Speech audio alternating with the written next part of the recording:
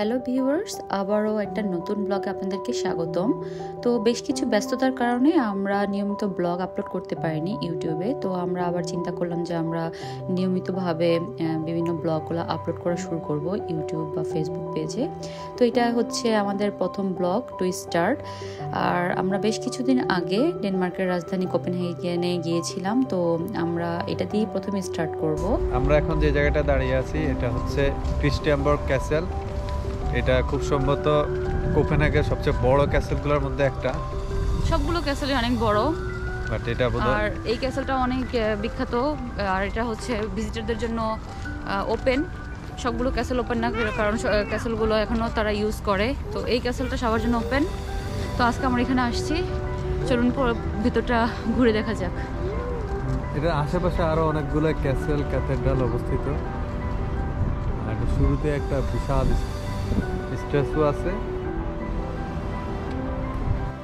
কোপেনহেগেনের স্লটশলমেন দ্বীপে অবস্থিত এই প্রাসাদটি ডেনমার্কের অন্যতম ঐতিহাসিক ও গুরুত্বপূর্ণ স্থাপনা। এটির ইতিহাস প্রায় 800 বছরের পুরাতন এবং 1400 সাল থেকে এটি ডেনমার্কের ক্ষমতার কেন্দ্রবিন্দু হিসেবে কাজ করে আসছে। তো ক্যাসেলের এন্ট্রি ফি ছিল পার পারসন 300 ক্রোনের মতো বা ডেনিশ ক্রোনারের মতো। তো আমাদের দুজনের টিকিট লেগেছিল, আর আমাদের মেয়ের জন্য কোনো টিকিট লাগেনি, বিকজ বাচ্চারা হচ্ছে প্রায় 4 থেকে 6 বছর পর্যন্ত মেবি ফ্রি করে নিতে হয়, এটা নিয়ম। তো মিস্টার মেহেদি সাহেব তার পা কাভার করতেছে, পা না শু কাভার করতেছে। সাথে আমাদের ছোট কুকুরও পা কাভার করতে হবে, যদি ওটা বেখাপা হয়ে গেছে।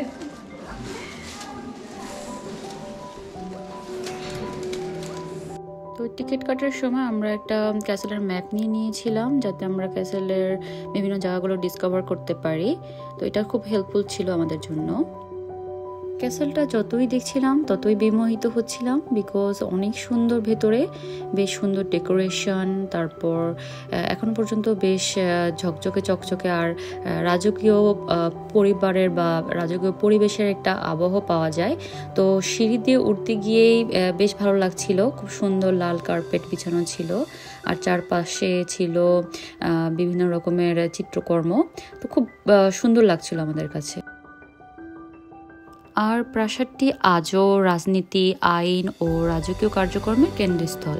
এখানে ডেনমার্কের সংসদ, ফুকেটিং প্রধানমন্ত্রীর দপ্তর, ডেনমার্কের সর্বোচ্চ আদালত এবং রাজকীয় অতিথিশালা অবস্থিত। পুরো পৃথিবীতে আর কোথাও একটি প্যালেসে এত গুরুত্বপূর্ণ স্থাপনা একসাথে নেই। বর্তমানে ক্রিস্টিয়ানবর্গ প্যালেসটি স্লটশলমেনে গড়ে ওঠা অনেকগুলো ভবনের মধ্যে সর্বশেষ। ক্রিশ্চিয়ান ষষ্ঠ ডেনমার্কের সিংহাসনে আসার পর 1734 সাল থেকে 1745 সালের মধ্যে প্রথম ক্রিশ্চিয়ানবর্গ প্রাসাদটি নির্মাণ করা হয়। তবে 1794 সালে এই প্রাসাদটি আগুনে পুড়ে যায়। দ্বিতীয় প্রাসাদটি ফ্রেডরিক ষষ্ঠের শাসনামলে 1828 সালে সম্পন্ন হয়, কিন্তু সেটিও 1884 সালে পুড়ে ধ্বংস হয়ে যায়। বর্তমান তৃতীয় ক্রিশ্চিয়ানবর্গ প্রাসাদটি 1907 সাল থেকে 1928 সালের মধ্যে নির্মাণ করা হয়। ফ্রেডরিক অষ্টমের ভিত্তিপ্রস্তর স্থাপন করে এবং ক্রিশ্চিয়ান দশম প্রাসাদটি উদ্বোধন করেন। ক্রিশ্চিয়ানবর্গ প্রাসাদের রাজকীয় অতিথিশালাগুলি প্রধানত প্রাসাদের উত্তরাংশে অবস্থিত। এখানে প্রতি বছর রাজা নতুন বছরের শুভেচ্ছা অনুষ্ঠান, নৈশভোজ এবং রাষ্ট্রদূতদের সম্মাননা অনুষ্ঠানের আয়োজন করেন। অতিথিশালাগুলো শিল্পকর্ম ও সাজসজ্জায় সমৃদ্ধ। আগের দুটি প্রাসাদ থেকে উদ্ধারকৃত শিল্পকর্ম এবং সেরা শিল্পীদের তৈরি নতুন সজ্জা দিয়ে সাজানো হয়েছে এই নতুন প্রাসাদটি।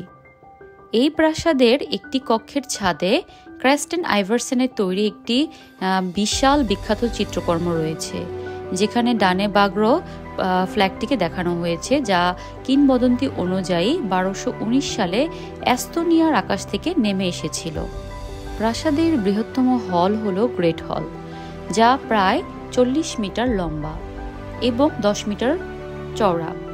এখানে একটি গ্যালারি রয়েছে এবং ক্রাস্টেন আইভারসেনের 3টি বিশাল চিত্রকর্ম রয়েছে, যা আইন, শাসন ও বিচার ব্যবস্থার প্রতীক হিসাবে প্রাসাদের সাথে সংযুক্ত রয়েছে। 2000 সালে রানী মার্গারেথের 60তম জন্মদিন উপলক্ষে এখানে বিয়র্ন নগার্ডের তৈরি 17টি ট্যাপেস্ট্রি স্থাপনা করা হয়। এছাড়াও রয়্যাল ব্যাংকোয়েট হল এবং আরও অনেক কক্ষ রয়েছে যা তাদের শিল্প সমৃদ্ধ সাজসজ্জা এবং চিত্রকর্মের মাধ্যমে ডেনিশ ইতিহাস ও সংস্কৃতির গল্প তুলে ধরে দর্শনার্থীদের কাছে। এই প্রাসাদ শুধু রাজকীয় ও রাজনৈতিক স্থাপনা নয়, এটি ডেনমার্কের ইতিহাস এবং সাংস্কৃতিক অধিকার বহন করে চলছে। প্রাসাদের বিভিন্ন কক্ষ ও শিল্পকর্মের সাথে ডেনিশ ইতিহাস এবং ঐতিহ্যের গভীরে ডুব দেওয়ার সুযোগ রয়েছে। আশা করি আপনারা এই প্রাসাদে এসে ইতিহাসের এক মহামান্বিত অধ্যায়ের সাক্ষী হতে পারবেন। আর আমাদের এই ব্লগটি যদি আপনাদের ভালো লেগে থাকে তাহলে তা কমেন্টের মাধ্যমে জানাবেন এবং লাইক শেয়ার দিয়ে আমাদের পাশে থাকবেন। আর আমরা রেগুলারভাবে আমাদের ব্লগগুলো আপনাদের সাথে শেয়ার করার চেষ্টা করব। তো আজকে এই পর্যন্ত আর কথা বাড়াবো না। আল্লাহ হাফেজ।